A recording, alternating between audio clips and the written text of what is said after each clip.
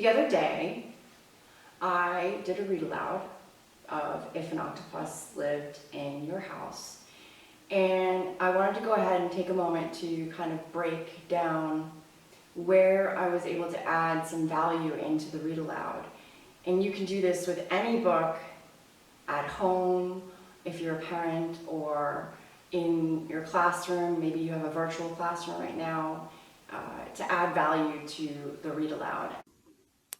As we start this breakout or breakdown of where I've been able to add value to this particular read aloud of If an Octopus Lived in Your House, we're going to do the first 4 minutes together, but then what I'll do is I'll have you go ahead and break down the rest of it by watching it on your own. So you're going to pause this video when I tell you to pause, and you're going to go ahead and watch the rest of the read aloud and write down all of the different spots where I've been able to add in some added value to the read aloud. Good morning. I'm just finishing up drying my hands. I had a mango for breakfast. It's mango season here in St. Kitts, and I didn't want my hands to be sticky, and I wanted to make sure they were completely dry before I picked up this to read you a story. In this first instance, I've been able to showcase and model the behavior of what you want to do with your hands before you handle a book. It's titled, If an Octopus Lived in Your House. And then in this second instance, I've gone ahead and said the title of the book versus If an Octopus Lived in Your House. So titled, or you can even go ahead and say the title of the book is, or this book is titled, and this allows you to give your children the information about what the title of the book is and where it usually is located. It's by Margot Anderson. She's the author. She wrote the book, and it's illustrated by Dale Dawkins, and he drew all the pictures that are inside. In the third instance, I've gone ahead and explained who the author is, pointed out where it was on the cover, who she was, and what she did as an author. And then I did the same thing with the illustrator. So now we've done 3 things that we've gone over 3 things that children are tasked to learn and is part of their curriculum, and all within a matter of just a few minutes. And the more books you read, the more you can just integrate this in, and so you don't have to directly teach it. You can use a read aloud to take that teachable moment and teach it indirectly. Do you think that the octopus that's going to come visit them is pink? Just asking a simple question to get a child's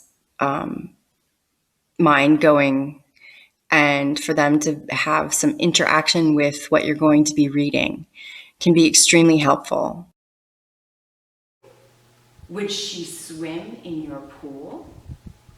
And if you don't have a pool, would she go in the bathtub? Would she want to go under the sprinkler or play under the hose pipe?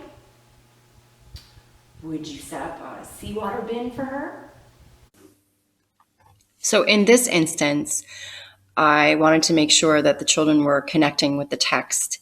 And if a child didn't have a pool at the house, which is quite often the case, more often the case than not, then I didn't want them to disconnect from the story immediately because they think, oh my gosh, a pink octopus can't come to my house because I don't have a pool. Well, that's not the case.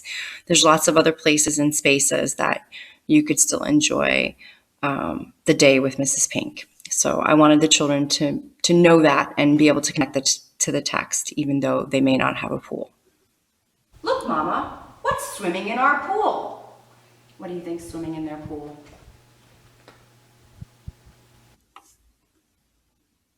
So here I stopped in the middle of the page and I wanted to re-engage the readers and let them feel like they were a part of it at this juncture. And so I went ahead and I asked them an open-ended question, and then I showed them the picture so that they could come up with their own ideas.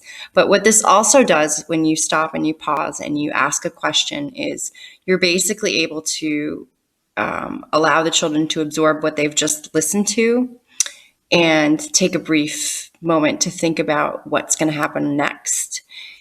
And this is what all good readers learn how to do. So you're basically modeling the behavior for them. And I can tell you, I have never known humans, at least none I liked. I got caught by some people and put in a huge fish tank and taken to the aquarium. I can stay for a while, then I must get back to the sea, because that's where octopuses belong, or in the sea. Here I took advantage of a teachable moment and a little bit of an expansion that I could use later as a teacher for maybe an expanded lesson on what do you think or what do you feel about sea creatures being in an aquarium or not in an aquarium. Me personally, I believe that they should be where they, in the sea. But what do you think and why? It's just one example of being able to sort of put something into your read aloud that maybe you want to touch upon later, or maybe you just want to let the children ponder on their own. You have so many arms. 6 more than me. 6 more than me. So we have 2, right? We have 2 arms. And she has 6 more.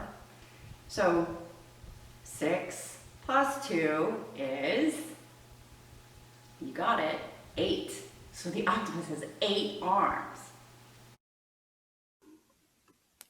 So here the book lent it the opportunity to actually do a quick math problem. And one of the things that you can use this for, not only for math, but is an after reading activity, or the possibility of them watching it again and writing out the math equation.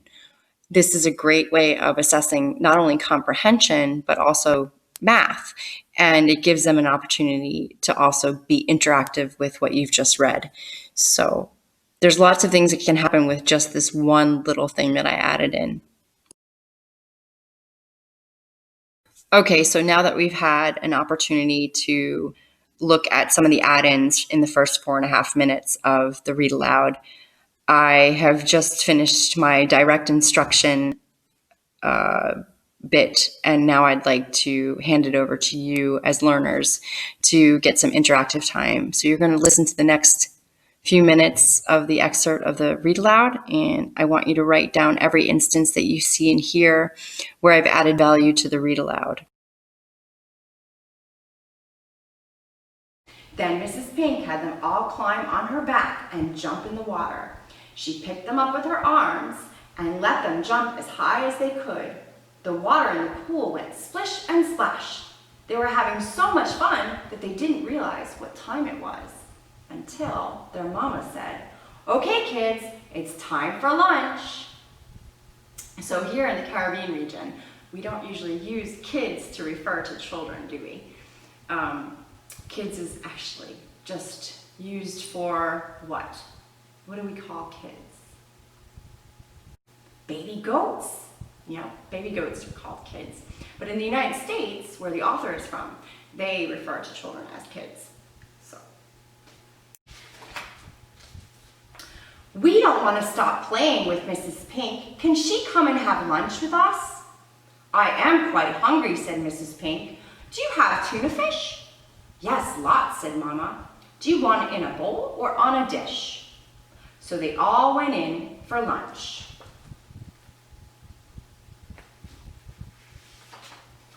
What do you normally have for lunch? Sometimes I have soup, sometimes I have a sandwich. What's your favorite? There's bread and cheese, there's sometimes cook-up, or leftovers from dinner from the night before. Can I help you?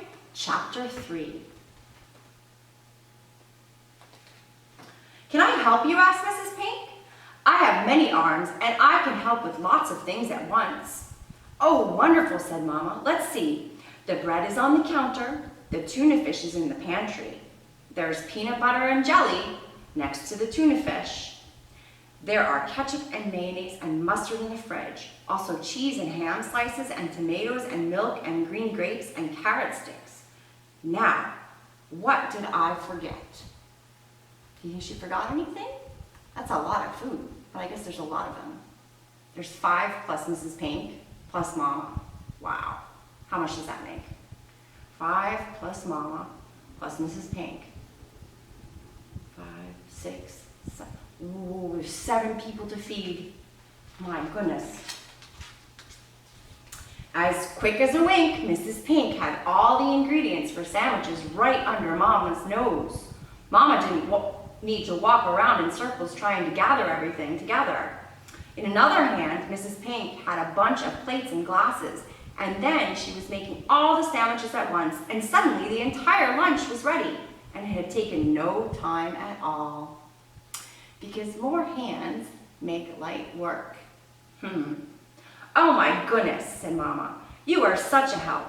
Please eat something yourself." So Mrs. Pink gobbled down 3 cans of tuna fish. No plate or bun needed. After lunch, it started to rain, so the kids all needed to stay inside.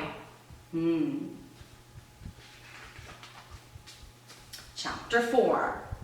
Just as the kids were about to play a game of hide and go seek with Mrs. Pink, the phone rang. "Mrs. Pink, can you watch the kids while I answer the phone?" "Of course," said Mrs. Pink, who was enjoying her time in this house. They all went down to the playroom, and the first thing that happened, Harry fell off his tricycle while he was trying to zoom around in circles, with a popsicle in his hand. Mrs. Pink reached out and helped him back on the bike, but put a Band-Aid on his knee. Luckily, it was just a Band-Aid that he needed on his knee. It's never really good to walk around with a popsicle stick in your mouth, run or play, because you can really hurt the inside of your mouth or choke on it. But also, what is usually on a popsicle stick? Sticky stuff. And it drips everywhere, right? Not nice to clean up after. At the same time, Amanda was busy with a purple crayon scribbling on the wall. With another arm, Mrs. Pink took the crayons away from Amanda and sponged off the wall. Danny found his new baseball and was bouncing it off his sister, who started to scream. No wonder. Mrs. Pink reached out and took the baseball away. Gretchen and Barbie had found some dress-up clothes and were parading around in Mama's high heels when Barbie slipped and banged her knee. Mrs. Pink picked her up and found a Band-Aid for her knee. All this happened in 5 minutes. Mrs. Pink used all 8 arms to keep these kids out of trouble.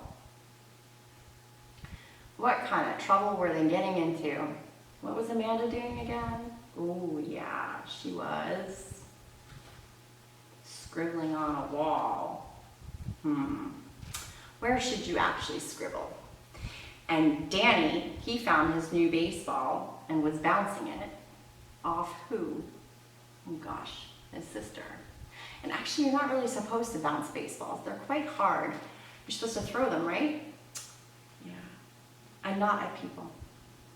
And who else was doing something? Oh, right, Gretchen and Barbie. They had found some dress-up clothes, which is really fun, actually. But they were wearing high heels that might have been a little bit too big for them. So they fell. Oh boy. Mama got off the phone and came down to the playroom to see what was happening. "So kids, what have you been doing?" So how many add-ins did you count in this past excerpt?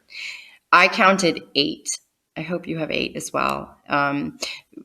I talked about the kids and kids versus baby goats versus children.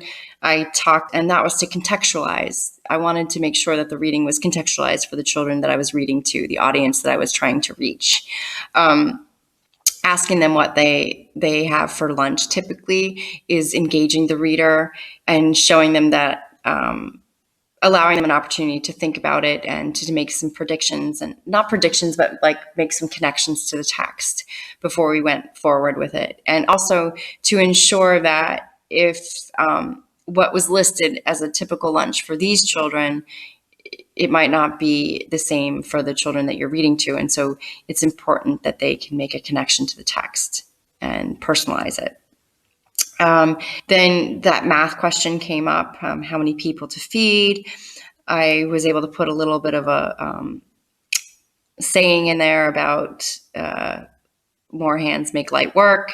We talked about why not to walk around with a popsicle stick, and we recapped what trouble the children were getting into in the story, which is really helpful to recap at some point in your read aloud, because it gives the children an opportunity to stop and sort of absorb everything they've already read or been read to, heard, and gives you an opportunity to assess their comprehension so thus far. Because if they can give you those answers on their own, that means that they were definitely listening. So you're kind of just doing a check-in with the children. And not only did we recap it, but during the recap, we were able to also discuss some of the things that maybe we shouldn't do, things that children should not do. And so that was a teachable moment. So you've had the opportunity to learn what add-ins I was referring to, or added value to a read aloud, in terms of what I believe to be helpful. And now you've also had an opportunity to go ahead and pick out some of those add-ins all on your own. And so the last bit of this whole process in learning is that I want you to be able to completely apply this. So I want you to watch the rest of the video excerpt of the read aloud, and I want you to be able to come up with at least 5 add-ins, your own personal 5 add-ins that you think would be helpful for your children, for your students, or for your children that you have at home if you're a parent. That could be helpful for you, for them. You know your students best, you know your children best. So it's always fun to apply things specifically for the children that you are helping. All 5 kids looked up and said, "Mrs. Pink helped us all stay out of trouble, but we haven't played hide and seek yet. Can we play now?" "Well, I don't know. I have to vacuum and do laundry." Mrs. Pink was really nice. She didn't tattletale, did she? "Mrs. Pink may be able to stay for a while, but I think you have to ask her politely. I can play hide and seek and help vacuum and do the laundry too." So while Mama was trying to organize clothes and the vacuum cleaner, Mrs. Pink was sliding around corners and hiding from the kids. Then the kids hid from Mrs. Pink.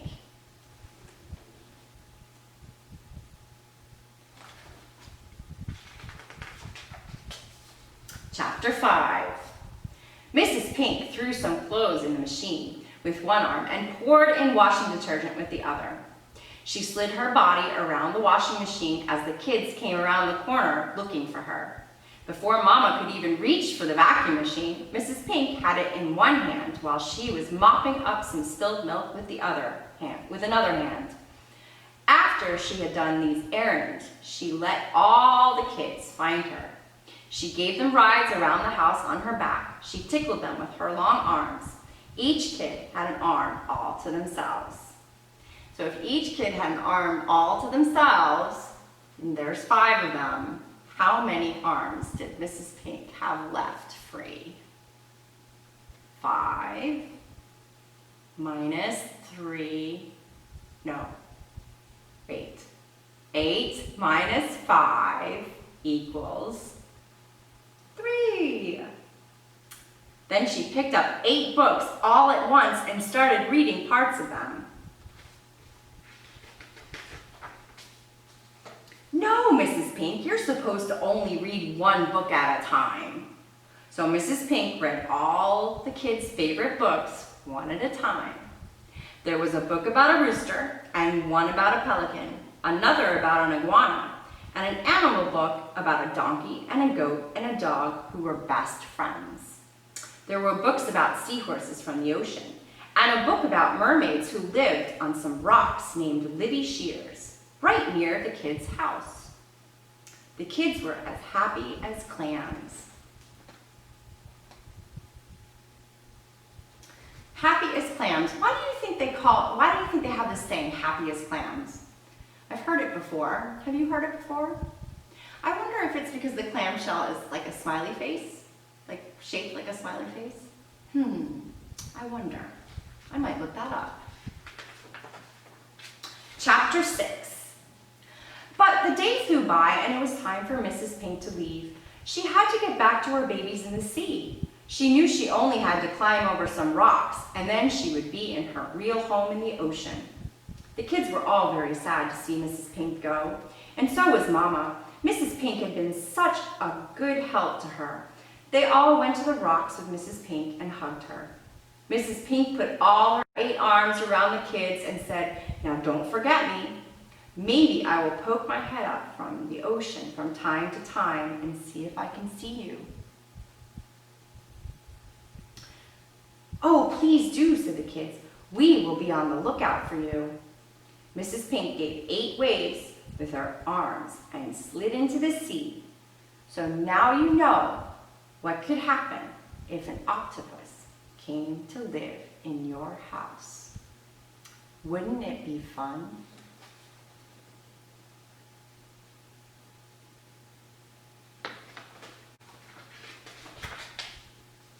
What would you think if you met Mrs. Pink? I hope that this was very helpful, and I look forward to doing some more, and enjoy your afternoon. Have fun reading aloud.